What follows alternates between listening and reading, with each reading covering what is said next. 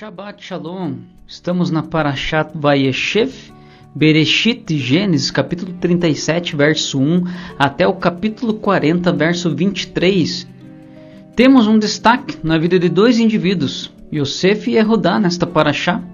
Esses dois indivíduos formam associações profundas na história judaica, se estendendo por todo um caminho até a redenção. O conceito do Messias no judaísmo é profundamente multifacetado e muitas vezes é simplificado demais por pessoas que procuram tornar essas ideias mais palatáveis para o público de massa. No entanto, essas tentativas de tornar o conceito compreensível podem vir a gerar engano no público. No pensamento judaico, há uma dualidade na ideia de Mashiach, Mashiach ben Yosef e Mashiach ben David. Em geral, quando as pessoas falam do Messias, estão se referindo a Mashiach ben David, cuja missão é reunir os exilados de Israel, reconstruir o templo e estabelecer a paz mundial. Mas a missão de Mashiach ben Yosef é diferenciada, pois seu propósito e objetivo final são os mesmos, só que ele morre no processo. Um dos textos fundamentais para estudar a morte de Mashiach ben Yosef é encontrado em Zacarias 12, verso 10, que diz assim: Mas derramarei sobre a casa de Davi e sobre os habitantes de Jerusalém o espírito de graça e de súplica, e olharão para mim a respeito daqueles que as nações atravessaram, e eles chorarão por ele, que é morto, como alguém chora por um filho único, e ficarão amargurados por ele, como alguém que está amargurado por um primogênito. Zacarias 12, verso 10. A Guemará comenta esta passagem.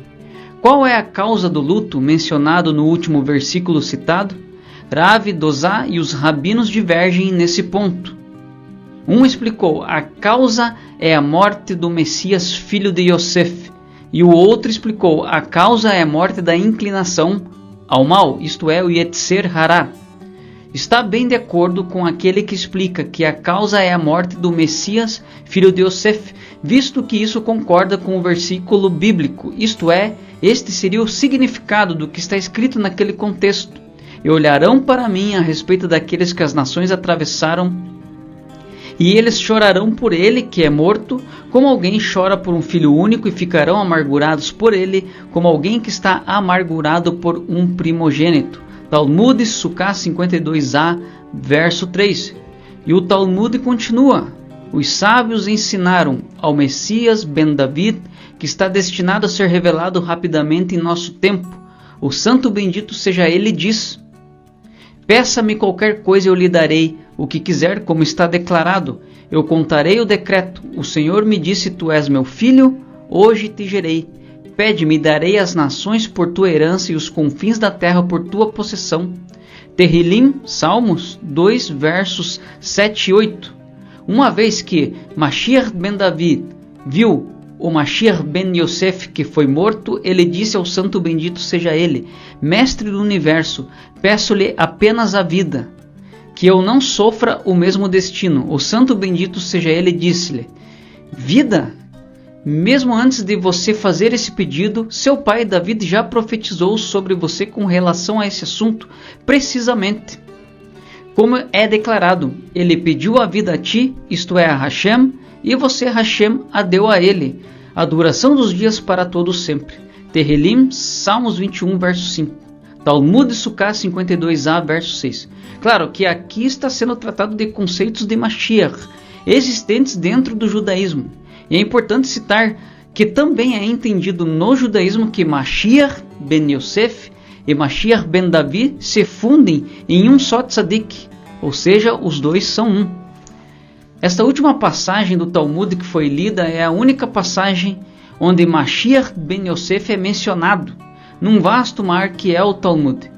Mas o Mashiach ben Yosef ressurge nos escritos do Midrash, Zohar e rabinos posteriores, além de ser o foco do livro Kol Hator, a voz da pomba, escrito por Rav Hillel Rivlin, discípulo do Vilna Gaon. Vilna Gaon viveu entre o ano de 1720 e 1797 da Era Comum. No judaísmo é dito que há um Messias em cada geração, um Tzadik Hador, isto é, o justo da geração, que cumpre a missão de Mashiach de sua geração em um certo nível, Embora isso seja verdade, no judaísmo não se descarta a ideia de um Mashiach ben David definitivo, que cumpre a missão final de terminar o exílio e restaurar a paz para o mundo. Da mesma forma, vários indivíduos cumpriram o papel de Mashiach ben Yosef em suas respectivas gerações até certo nível. De acordo com os rabinos, Yitzhak, Yehoshua e Yonah Hanavi, isto é, Jonas o profeta, cumpriram esse papel e foram protótipos proféticos do último Mashiach ben Yosef. Uma das imagens mais claras da missão de Mashiach ben Yosef é contada na vida de Yosef HaTzadik, José o Justo, de onde o título Ben Yosef é derivado. Rav Arikan tem um site chamado aish.com e ele explica: a tradição judaica fala de um Mashiach adicional, um não tão conhecido ou tão divulgado, Mashiach ben Yosef, o Messias filho de Yosef. A Parashat desta semana, ou seja, Vayeshev, então, não é apenas a história de Yosef e Yehudá, duas personalidades dominantes, é muito mais. Sabendo que Yosef e Yehudá representam dois elementos da redenção, somos forçados a reler e reconsiderar a Parashat Vayeshev no nível Sod, examinando as histórias pessoais e o comportamento dos dois personagens principais, bem como as implicações que eles têm na visão judaica da redenção messiânica. Como Yosef, o Mashiach ben Yosef é um Messias vulnerável. Não sabemos como sua missão funcionará, pois, como Yosef, sua posição é precária e às vezes parece que ele vai cair nas armadilhas colocadas pelos outros e falhar. Houve momentos em que Yaakov, isto é, Israel, pensou que Yosef estava morto, mas as palavras épicas proferidas por Yaakov, o de Yosef Hai, Yosef continua vivo, reverberam ao longo da história, e de acordo com os grandes místicos, aplica-se igualmente a Mashiach ben Yosef. Assim como os rumores sobre a morte de Yosef foram muito exagerados, acredita-se que Mashiach ben Yosef acabará tendo sucesso. Rav Arikan, em um comentário de Vayeshev em Ketz Bavel Zerubavel. Temos algo interessante no início da Parashat Vayeshev, que diz assim: estas são as gerações de Yaakov. Sendo Yosef de 17 anos, apacentava as ovelhas com seus irmãos, e aí segue o texto. Bereshit, Gênesis 37, verso 2a. Então é nos dito nesse trecho que esta é a Toldot, isto é, as gerações de Yaakov, e então a Torá passa a nos contar a história de Yosef. Os comentaristas explicam que Yaakov e Yosef são um. E para entender essa ideia devemos explorar a relação pai e filho no pensamento judaico. O Talmud ensina que o filho é um membro de seu pai. Yitzhak Kasdan elucida a passagem. Na verdade, esta é a base do conceito na Gemara, Sanhedrin 104a, de que Birá emzake abá, um filho traz mérito a seu pai por meio de boas ações, aprendendo Torá, etc. Ele o faz porque Birá Karei de Avoá, conforme Eruvin 70b, um filho é considerado uma extensão, literalmente a perna de seu pai. Seja porque o filho e o pai são parte integrante um do outro, ou seja, estão unidos, ou porque o pai é considerado o Gorem, a causa das ações do seu filho, isto é, uma vez que o filho imita seguindo seus passos. Em outras palavras, as ações e realizações do filho são consideradas como do pai e são creditadas ao pai. Então aqui são palavras de Yitzhak Kasdan. E este assunto é falado pelo Alter Rebbe também, que viveu entre 1745 e 1812 da Era Comum. O Alter Rebbe fala sobre esse assunto em sua obra épica, o Tânia.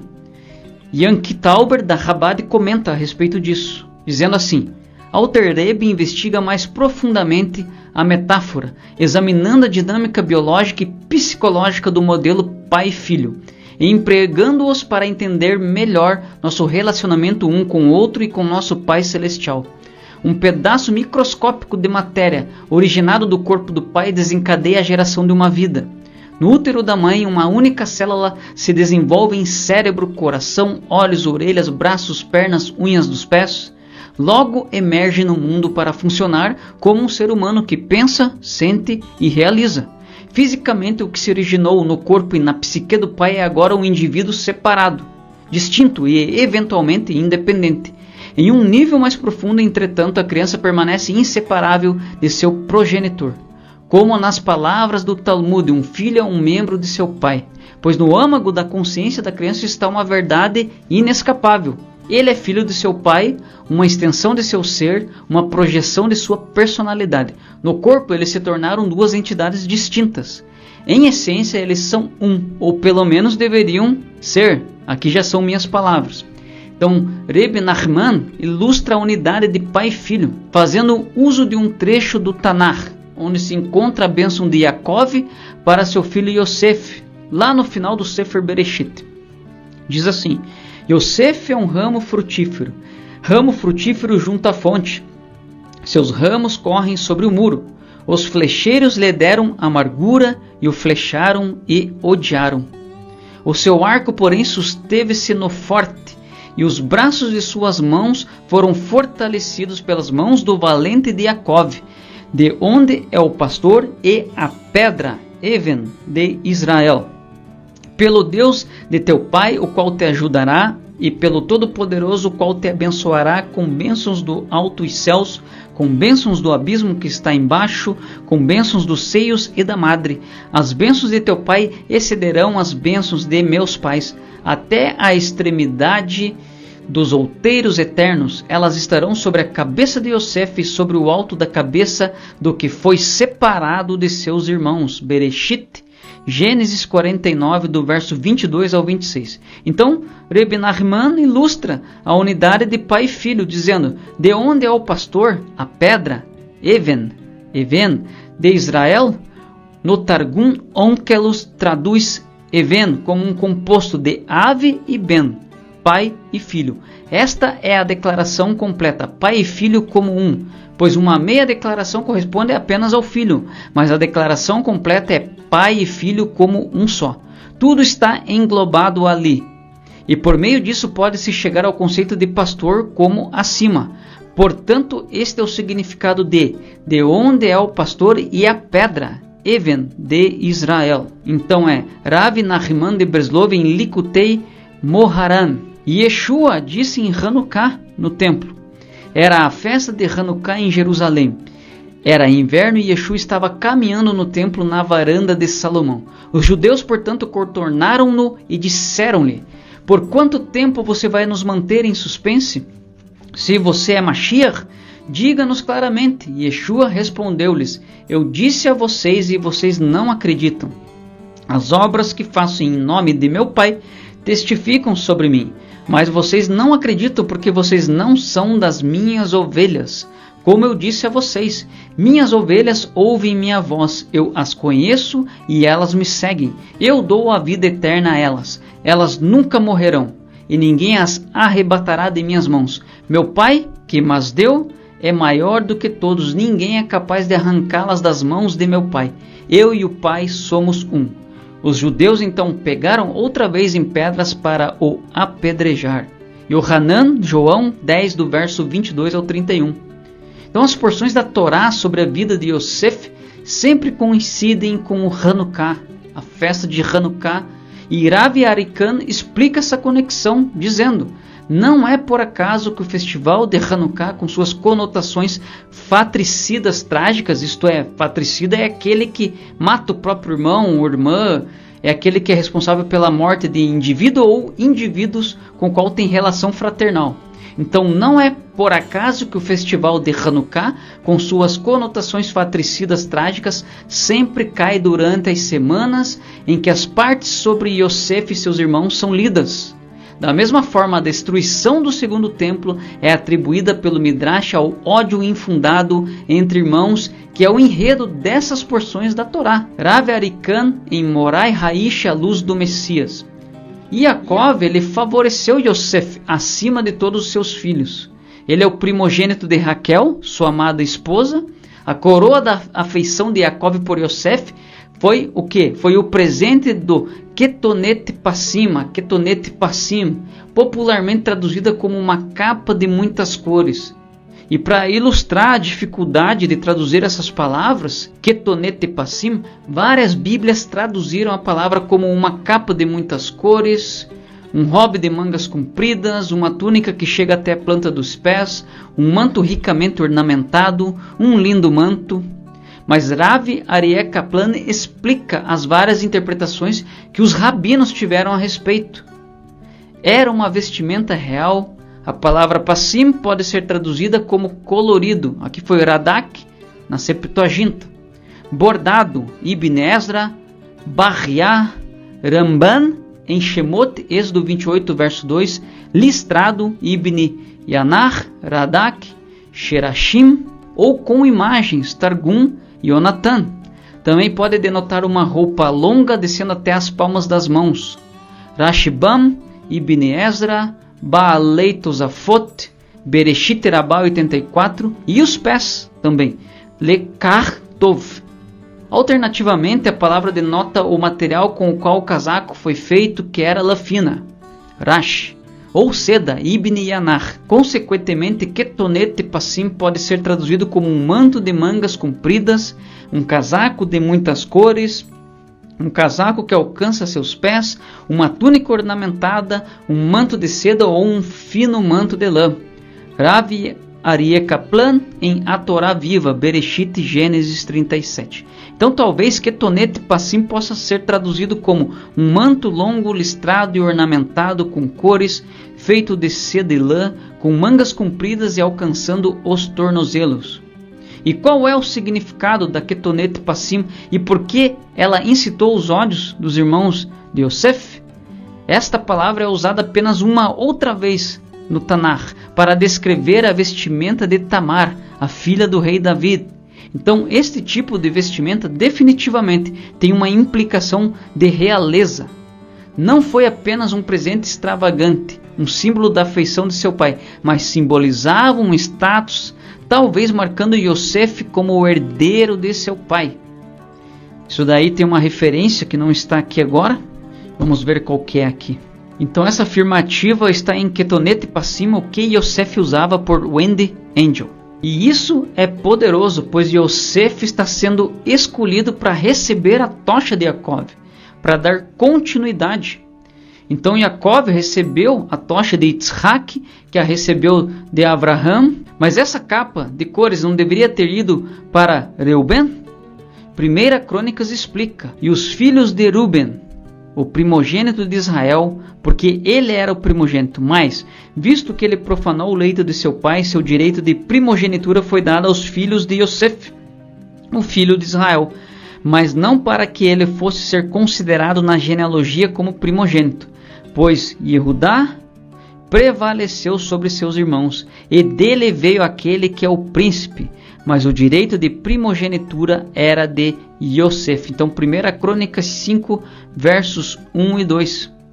E em Bereshit Rabbah temos uma conexão incrível. Ele fez uma túnica fina para ele. Reish Lakish disse em nome do Rabi Elazar ben Azariah: uma pessoa deve abster-se de tratar um de seus filhos de maneira diferente devido à túnica fina que Yaakov fez para Yosef. E eles, isto é, os seus irmãos, o odiaram. Eles realizaram um sorteio, Sherefsu, a respeito para determinar quem a levaria, isto é, a túnica, a seu pai. E a sorte recaiu sobre Yehudá.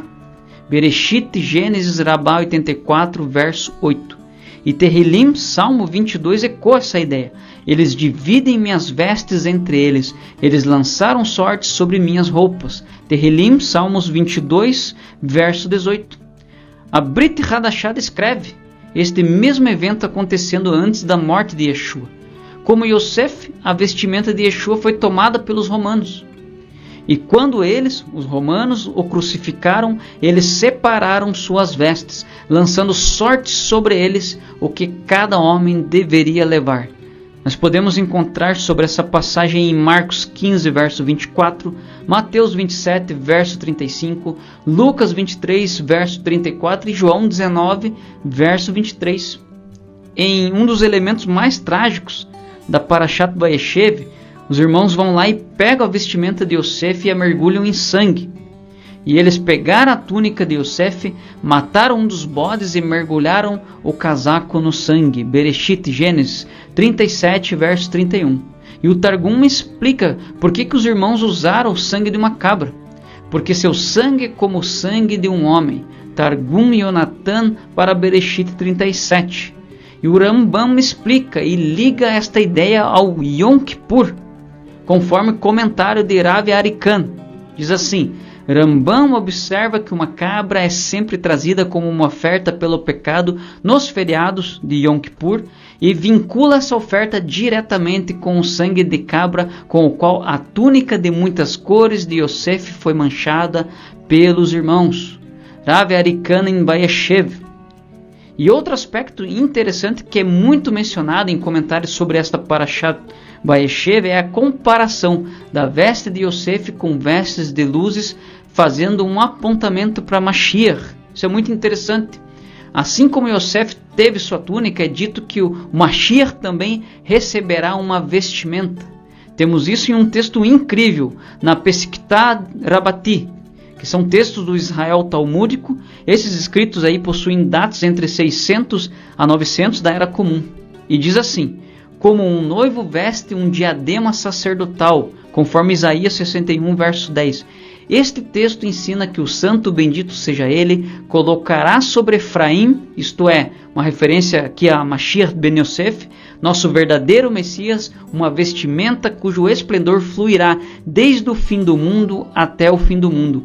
E Israel fará uso da sua luz e dirá: bendita a hora em que foi criado, bendito seja o ventre de onde ele veio, abençoada é a geração cujos olhos o contemplam. Bem-aventurados os antepassados do homem que mereceu a bondade do mundo, Mashiach, escondido pela eternidade por vir. Então aqui é Pesquitá Rabati 37. E o Ramban, que é o Rav Moshe ben Nachman, que viveu entre 1194 e 1270 da Era Comum, resume o ensinamento do Midrash Tanhumá em Lech Lechá, dizendo o seguinte: vou lhes contar um princípio que vocês devem manter em mente em todas as próximas passagens a respeito da vida de Avraham, Yitzhak e Yaakov. É um princípio importante que os sábios mencionam sucintamente quando disseram: tudo o que ocorreu aos patriarcas é um sinal ou presságio para seus descendentes, ou seja, Maaseh Avot Siman Lebanim, isto é, as ações dos pais marcam os filhos. Ramban em Bereshit 12, verso 6, edição Mesorá, página 293. Então, um comentário de uma edição de ArtScroll para o Ramban explica o seguinte: sempre que a Torá registra um incidente que ocorreu na vida pessoal do patriarca, é porque esse evento prenunciou algum evento paralelo que afetaria o povo judeu no futuro. Rav Arikan elucida, então, esta importante ideia assim: a fim de compreender o significado dos ensinamentos do Sefer Bereshit em geral, e nesta porção da Torá especificamente, devemos introduzir o conceito de Maaseh Avot Siman Lebanim, que traduz literalmente: as ações dos antepassados servem como um presságio para seus descendentes. Dito de outra forma, a história se repete, ou, em outros termos, a história judaica é o destino judaico. Em outras palavras, a história judaica é uma profecia judaica. Como vemos em Kohelet, Eclesiastes, que diz: o que foi é o que será, e o que foi feito é o que será feito, e não há nada novo sob o sol. Kohelet, Eclesiastes 1, verso 9. Então, se o que acontece no Sefer Bereshit tem repercussões proféticas na história judaica, qual evento é prenunciado pelos irmãos que venderam Yosef aos gentios? A ocultação. A ocultação. Então, o comentário da edição de ArtScroll cita o Rav Yaakov ben Asher, que viveu entre 1269 e 1343 da Era Comum, conhecido como o Baal Haturim, o mestre das linhas, isto é, um certo mestre colunista. Nesse comentário temos 4 razões pelas quais os irmãos não reconheceram Yosef. Estamos falando aqui de ocultação. Primeiro, quando ele os deixou, suas barbas estavam cheias, mas a dele não estava. Segundo, nunca passou pela cabeça deles que ele chegaria a tal eminência. Terceiro, eles foram apresentados a ele sob seu nome egípcio, Zafenat Paner. Quarto, ele falava egípcio e eles falavam a língua sagrada. Isto é, eles não reconheceram sua voz porque ele falou em egípcio para um tradutor, que então transmitiu suas palavras a eles, conforme comenta Rashbam. Então isso daqui é Baal Haturim em Bereshit Gênesis, editora Mesorá, página 390. E no Kol Hator, a voz da pomba, escrito por Rabi Hillel Rivelim, discípulo do Vilna Gaon, temos o seguinte: Yosef reconheceu seus irmãos, mas eles não reconheceram. Esta é uma das características de Yosef, não apenas em sua própria geração, mas em todas as gerações. Ou seja, que Mashiach ben Yosef reconhece seus irmãos, mas eles não reconhecem. Esta é a obra de Hassatan, que esconde as características de Mashiach ben Yosef para que os passos do Mashiach não sejam reconhecidos. Caso contrário, nossos problemas já teriam terminado. Se Israel reconhecesse Yosef, isto é, os passos de Ben Yosef ou Mashiach, que é a reunião dos exilados, então já teríamos sido redimidos com uma redenção completa. Kol Hator, a voz da pomba. E Kol Hator também notifica outra coisa incrível, que reflete para as gerações das gerações, dizendo que até mesmo os estudiosos da palavra ficarão cegos. Quão forte é a força do Sitra Achra, isto é, o reino das trevas. Durante os passos do Mashiach, o Sitra Achra se torna ainda mais forte a fim de atingir os estudiosos da Bíblia com a cegueira. E um componente principal dessa ocultação toda é que Yosef recebeu um novo nome dos gentios, Zafenat Paner, que os Targumim traduzem como o homem que revela mistérios. E Baal Haturim comenta: Zafenat Paner, a gematria com esse nome equivale a 828 e é igual à frase revelador de coisas que foram escondidas. A ideia da ocultação do Redentor é um princípio fundamental das Escrituras, do Tanakh, porque assim como Moshe foi nomeado por um egípcio e camuflado no Egito, Yosef Hatzadik também foi.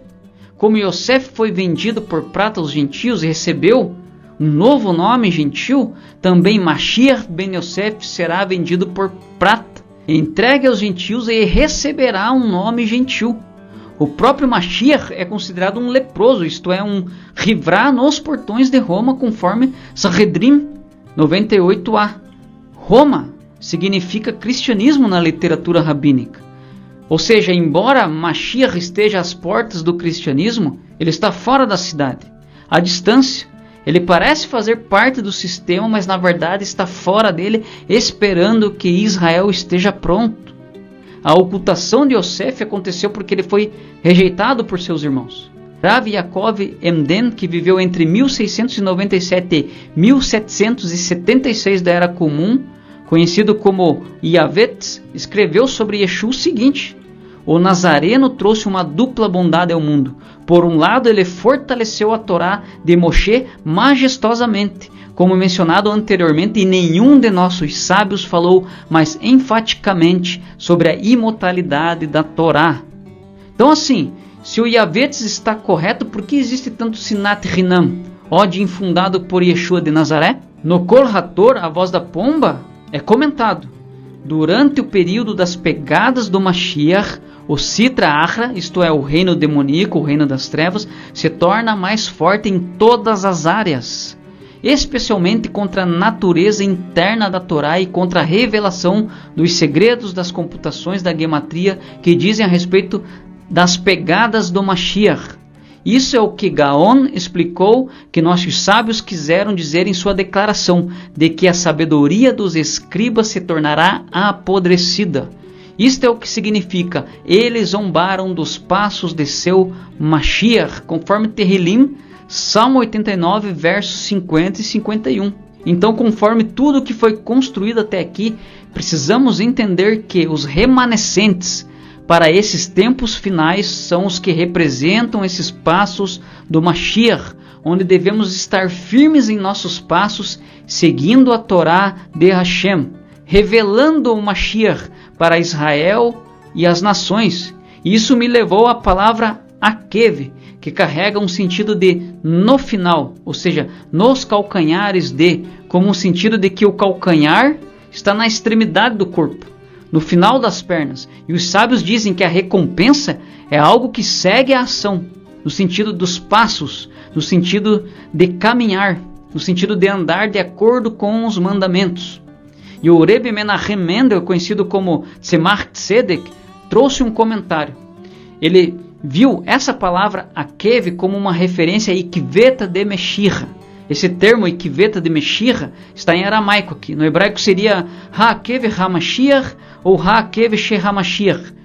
Então o Rebbe Menachem Mendel viu essa palavra Akev como uma referência a Ikveta de Meshirra, dizendo que aqui é uma alusão à geração dos calcanhares de Mashiach, e sendo essa a última geração da Galut, que é o exílio, pois hoje o povo de Israel continua espalhado entre as nações, e mesmo para dentro de Israel o povo se encontra em uma Galut espiritual.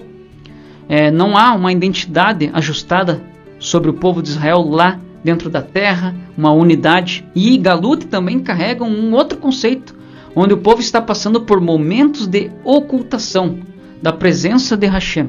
Isto é, momentos de ocultação sobre Mashiach. Está conectado isso aí. Mas o Eterno, ele vai completar a sua obra, nos dando como povo um só coração e um só caminho, através da revelação de Mashiach.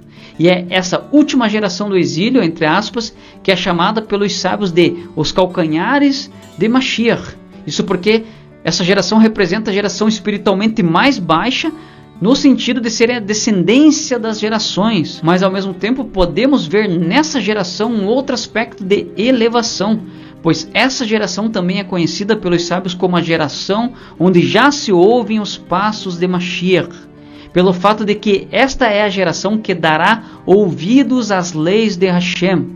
Como escreveu Maimônides, a Torá já prometeu que o povo de Israel retornará a Deus no final de seu exílio e será imediatamente redimido.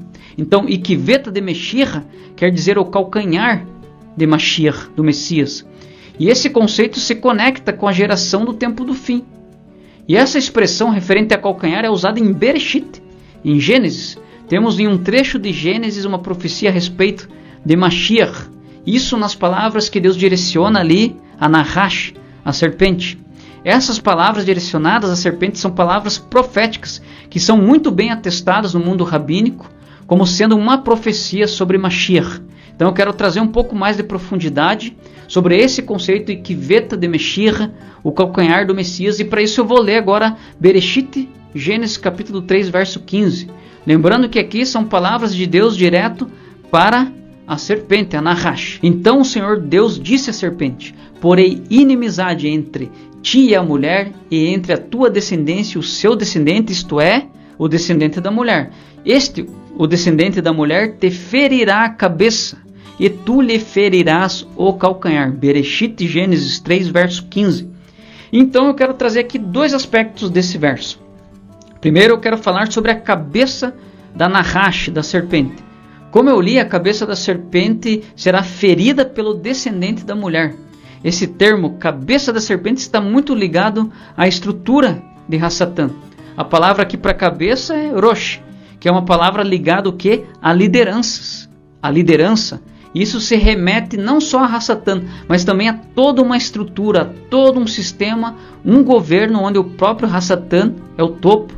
Um sistema onde o próprio Hassatan lidera. Esse é o Sitra Achra, o reino demoníaco, o reino das trevas. Então aqui temos uma profecia onde o descendente da mulher, que é Mashiach, viria e traria uma ferida na cabeça da serpente. Mas Deus também diz que a serpente ferirá o calcanhar desse descendente. E como já vimos, o Rebbe Menachem comenta sobre a geração dos calcanhares de Mashiach, dizendo que essa é a última geração do exílio, sendo essa a geração espiritualmente mais baixa devido ao simples fato de serem a descendência das gerações, mas que também demonstra ser uma geração onde teremos um corpo de remanescentes que desenvolverá uma elevação, pois essa é a geração onde já se ouvem os passos de Mashiach. E repito o que os sábios diziam: esta é a geração que dará ouvidos às leis de Hashem, pois a Torá já prometeu que o povo de Israel retornará a Deus no final de seu exílio e será imediatamente redimido. Então aqui o calcanhar também se refere a uma geração que exerce ações, que exerce uma ação, uma geração que adentra e se mantém firme sobre seus calcanhares, firme em um posicionamento, firme nos mandamentos de Hashem, sendo portanto a geração que vai revelar o Mashiach ben Yosef através de seus passos, atraindo o seu retorno como Mashiach ben David. Essa é a geração que apressa, que antecipa a Geulah, que antecipa a redenção final. E interessante que se pegarmos as palavras iniciais da Parashat Vayeshev, Vayeshev Yaakov, traduzido como e habitou Jacó, podemos também extrair o significado permanecer sob o calcanhar. Então essa é a geração que apressa, que antecipa a Geulah, que antecipa a redenção final. Mas ao mesmo tempo, a atividade da serpente, ou seja, o Sitra Achra, nesse mesmo período que antecede o retorno de Mashiach, fará de tudo para ferir essa geração chamada o calcanhar do Messias. Temos um comentário na Mishnah que fala de maneira pontual sobre isso. Na Mishnah, Masechet Sotá 49b, temos o seguinte: o Rabino Eliezer o Grande disse, nos tempos chamados calcanhar do Messias e Kiveta de Meshira, que também traz o sentido de aproximação do Messias, a falta de pudor aumentará. Embora a videira produza seus frutos, o vinho será, no entanto, caro. A monarquia, ou seja, os governos, se voltará para a heresia, e não haverá ninguém para repreender sobre isso. A sabedoria dos escribas vai apodrecer, e as pessoas terão nojo de quem teme o pecado. A verdade, isto é, a lei de Deus, estará ausente. A juventude vai envergonhar o rosto dos anciãos, as relações familiares normais serão arruinadas, o filho desonra o pai, a filha se levanta contra sua mãe, uma nora contra sua sogra, os inimigos de um homem serão os membros da sua própria casa. Mishnah, Masechet Sotá 49b. Então esse ataque de Hassatan a essa geração do fim tem como objetivo a retirada da verdade, ou seja, a retirada da Torá. Hassatan faz força através de seus seguidores para afetar uma geração, afetar as famílias, retirando os princípios do eterno do seio da família. Trabalhando também para retirar esses princípios divinos do seio das congregações, das comunidades.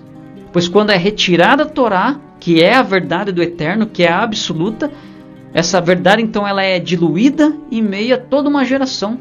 Ou seja, tira-se os valores, os princípios e a moral de Deus de uma geração, que essa geração com certeza será destruída e condenada. É exatamente isso que estamos vendo ganhar muita força nesse tempo do fim. Sem Torá, sem os parâmetros de Deus, o que resta é o que? É iniquidade. Iniquidade, apostasia, afastamento de Hashem e, por conseguinte, condenação. Então, temos advertências milenares aqui nesse estudo, nesse shur de hoje, de que a mesma geração que trará a vinda do Mashiach, ou o retorno de Mashiach, receberá um ataque jamais visto no âmbito familiar e também no âmbito eclesiástico, vamos dizer assim. Pois as verdades de Deus serão retiradas em meio a essa geração. A Torá será retirada.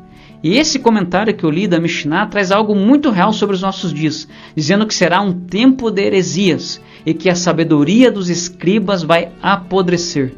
Que é de onde Gaon e Urav e Hillel, Vivilin, seu discípulo, autor de Kol HaTorah, a voz da pomba, tiraram esse conceito. O problema aqui é que esses escribas representam aqueles que deveriam viver e ensinar a lei de Deus para as pessoas. Mas os escribas estão corrompidos ensinando doutrinas errôneas. Os estudiosos da Bíblia, da palavra, estão cegos, como dizem Kol HaTorah, ensinando doutrinas de demônios. Por isso a geração que viverá nos tempos do Ikiveta de Meshira, nos tempos do calcanhar do Messias, deve se preocupar em focar, vivenciar os princípios e valores da Torá de Hashem dentro do âmbito familiar.